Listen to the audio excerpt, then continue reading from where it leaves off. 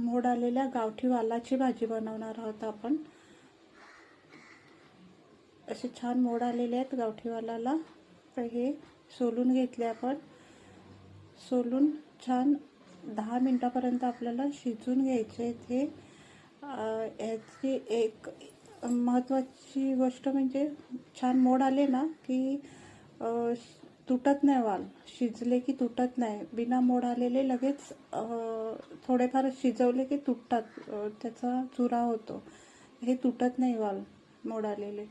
एका साईडला आपण फोडणीचं साहित्य कापून ठेवलेलं होतं, तर ते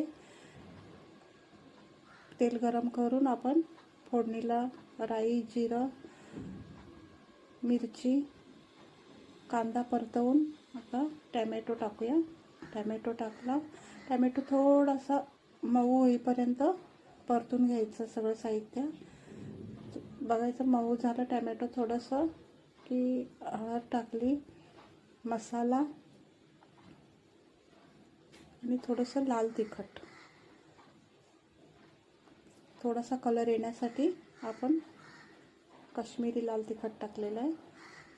हे तेलात एकजीव करून घ्यायचं आणि आपण शिजवलेले वाल फोडणीला टाकूया। सुके वाल बनवायचे, आपल्याला रस्सा नाही ठेवायचा, कारण का डाळ ही बनवलेली आहे जेवणासाठी, त्याच्यामुळे आपल्याला हे वालाची भाजी सुकी बनवायची, रस्सा नाही ठेवायचा आहे। चवीपुरता आपल्याला गरम मसालाही टाकून घ्यायचा आहे, कोथिंबीर टाकायची आणि चवीपुरता मीठ टाकायचं आहे। आणि अशी छान भाजी भाकरीसोबत खायला तयार। तुम्हीही करा।